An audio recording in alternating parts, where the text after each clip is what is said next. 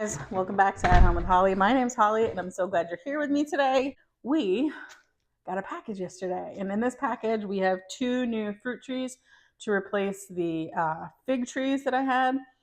I figured out that figs are not my favorite fruit to grow because in my area, even though I got the varieties that are for my area, they're cold hardy enough. They die all the way back every year, and by the time they grow all the way from the ground up, you may only get 3 or 4 figs.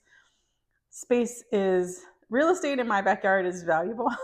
So I do not want to waste 2 fruit tree areas on figs. I would rather support someone else, a local farmer that's growing them, or get them from someone else. So I'm going to have, which is we're going to be planting. We have a pawpaw tree, and my next door neighbor is putting in a pawpaw tree as well. So they're going to be pollinating partners. Yay. And then we're also putting in a nectaplum, and I'm excited about that. So we are going to gather these up and we're going to plant them in the backyard. It's supposed to rain later today, so that is perfect. And then if we have time, we will be planting our onions out today as well. And if we don't have time, I will go ahead and do that tomorrow, and I'll take you along with me either way. I'm so excited that you're here. Let's go ahead and get started. So this is my first time getting trees from One Green World, but they send a little. I usually get mine from Stark Bros, but they didn't have these varieties, so I love the fact that they put in here that these plants have already been hardened off. I love that. So this one is in an easy plant, like 1 gallon, and this one is bare root that's wrapped up. So let's get these unwrapped out in the backyard and planted. All right, so first thing, we need to unwrap this guy.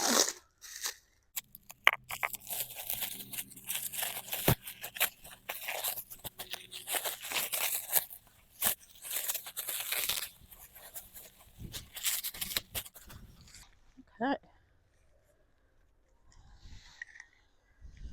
Nice.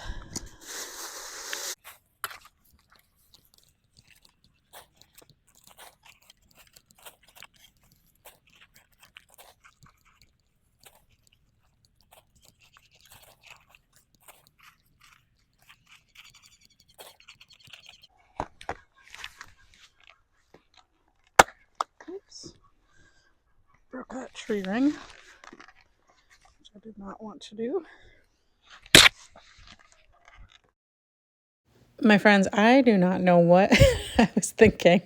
I could have very easily pulled these tree rings off of both of these fig trees and slid them right over and then dug without them being in the way. And because I, for some reason, forgot to do that on both trees, I ended up cracking these tree rings. And these tree rings are great because they go down an extra like 6 or 8 inches into the soil. So it really kind of funnels all the water when it rains or when you water right where you want it to. So that was a bummer, but that's okay. This fig tree, the taproot on this was in there so deep, it did not want to come out. So it definitely had rooted in, but I was happy to get it out. So what I'm doing is I'm removing both of the fig trees, and then I'm just using the soil that's already in there. I'm not adding anything extra to it, not adding any fertilizer or anything like that. I'm just digging out the existing fig trees, and then I'm planting my new trees after I get them unwrapped. These are seriously wrapped up tight.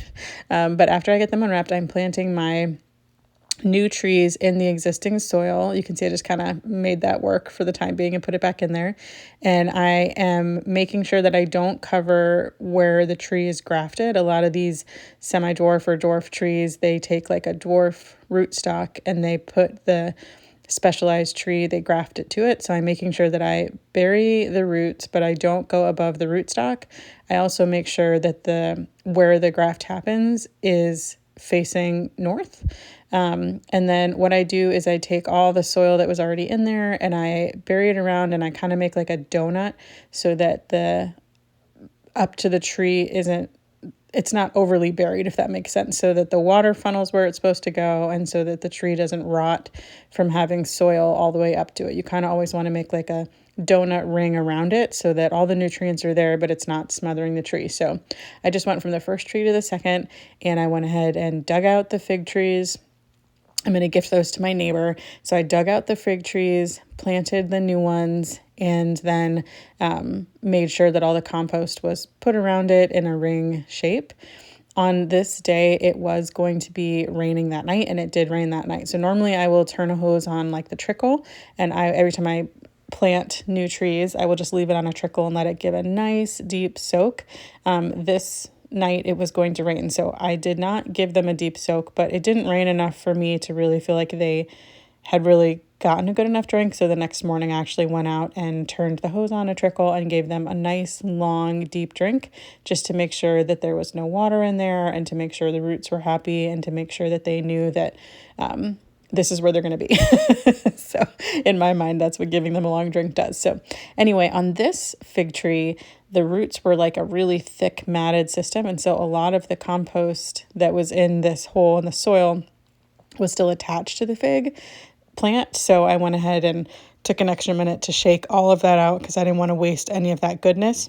When I first planted the trees here, I had the native soil, and I dug a hole and I put the trees in, and then I put cardboard down, and then I put compost on top, so that the trees learned to reach through the native soil, but the compost was there to feed and give nutrients and encourage the worms and all that kind of stuff. So the soil where these trees came out of is really, really healthy, and it's been, 2 years in the making.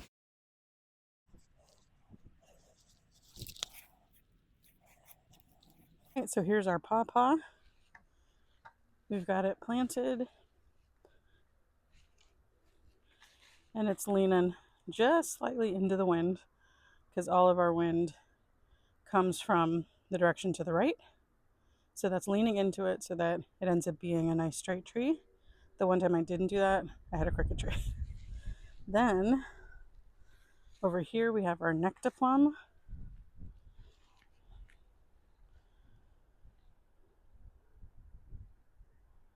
Same thing, planted slightly into the wind so that it ends up being nice and straight.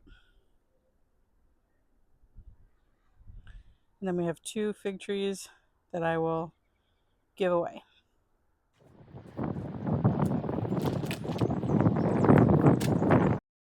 So after we got our 2 new trees planted, I decided to come over and, well, first of all, it's so windy that I decided I was going to take a moment to uncover the silage tarps from the beds that we're going to be planting our onions and shallots in.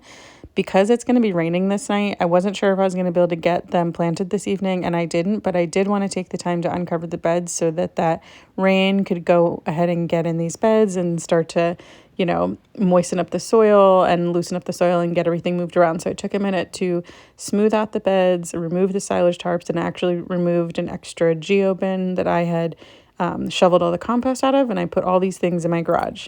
So then this is the next day, and I went ahead, and the beds that I removed the silage tarp from were peeled back a little bit. I went ahead and put Trifecta Plus, which is an organic, slow-release, all-purpose fertilizer from MI Gardener. I went ahead and got that spread in the bed. Onions and shallots are heavy, heavy feeders. So then I took all of these onions and shallots that we started together, and we just sprinkled a whole bunch of seeds in every container. And onions and shallots do not mind if you tease their roots apart. So I went ahead and separated all of the ones that I had and kind of spaced them about 8 to 9 inches apart. And I just buried them up to the whites. I don't go all the way up to the green.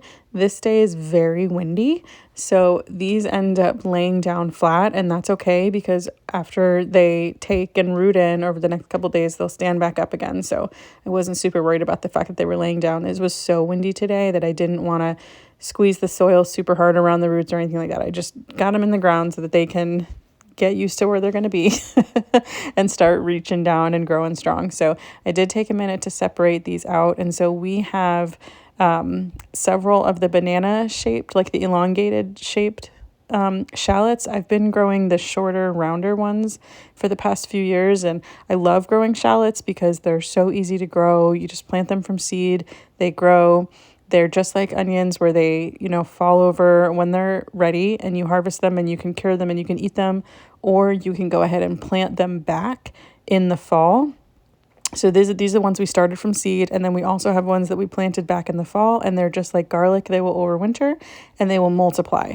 So I love the fact that shallots are just like never ending. You just plant them from seed and then you keep having them. And so I had the ones, like I said, the rounder ones, and those taste delicious, but they are not the easiest to peel. And so I love the idea of the longer banana shaped ones. So we are planting about 100 of those. And then we are also planting our Patterson and Red Wing onions. We do have a couple 30-degree nights in the forecast, and the onions should be fine, but if for some reason they're not, then no worries. I can just pick up some more from the local greenhouse, but I think that these are going to be fine. They're pretty cold hardy, and you should be planting out your onions about 4 weeks before your last frost date. That's what they recommend to do from Dixondale Farmers, which is where they grow a lot of onion stuff and where I started out getting mine from before I started from seeds. So that's always worked really well for me in the past. Now, granted, we haven't had a lot of hard freezes in that time frame, so a little bit of a gamble, but I think it should be okay. And everything in gardening is a learning experience. So here's hoping. But in the past few years, I've had a lot of success growing onions and shallots this way. So we're getting our Patterson onions, which are the larger white storage onions. We're getting our Red Wing onions, which are the larger red onions, and then we're also getting our longer banana shaped shallots as well. And so we have the Zabroon shallots and I think the conserver shallots as well. So we're planting all 4 of those, and I've got them spread over 3 beds, and I'm making sure to amend each of the beds really heavily with soil. I'll also go back at least one other time and feed these onions and shallots, because onions, shallots, garlic, they are heavy, heavy feeders, so you can't really give them too much fertilizer. And with an all-purpose fertilizer that's slow release like Trifecta, I'm not worried about like burning the plants or anything like that. You can't really overdo organic fertilizer. They just keep eating and feeding, and so I love that about this product. So what I'm doing, like I said, is I'm separating them all. So the onions, the shallots, all of them, I'm separating them all, and I'm kind of just tossing them where I want them to be. So I'm counting out how many I have and making sure that they are spaced appropriately, because sometimes when you get to planting, the spacing gets a little bit crooked. So I'm just separating them all out, and then I'm going ahead and planting them one at a time. The other thing that I wanted to say about onions is that you can get onions from starts, or you can get them from sets. And so the ones that we're growing right now are the onion starts. They're not sets. Sets are like little, they look like little mini onions, and you plant them in the ground and then they come up and they become onions. Slips or starts, or the ones that we are doing, they're from seed. They look like little green onions almost, but they turn into the bulbing onions. And so onions are different they have different kinds. They have short day and long day, intermediate onions, and that just depends on where you are, how many hours of sunlight. They are going to get bigger and bigger and bigger as the days get longer and longer and longer. And then once the days start getting shorter again, then they're done getting bigger. And so you need to make sure you're growing the right kind for your area. But when you start from seed, since onions are a biannual, you start from seed or the slip. It's their first year. And what onions do the first year is they get that bulb as big as they can. And then at the end of that year, they go dormant, and then they will come back again the next year and they will grow seeds so that they can reproduce. And so that's their first versus second year. And when you get the sets, those have been made to go dormant so that you can grow them the second year essentially. And because of that, they're more prone to flower or go to seed. And when you do that, they don't store as well. So I don't like to do the sets as much as I like to do the slips, because that way I am less likely to have them go to seed or flower. And that means I can have them store longer. So here we have them all planted, and we're going to get them watered in. I want to thank you guys so much for hanging out with me today while we planted our new trees and we got our onions and shallots planted. If you haven't subscribed, I want to invite you to subscribe. We've got a whole lot more growing and building projects and preserving our food and chickens and all kinds of fun stuff that we have yet to do this season. I want to thank you guys so much for the likes and the comments and the shares. Your support means so much to me and my family, and I can't wait to see you guys next time. Bye, my friends.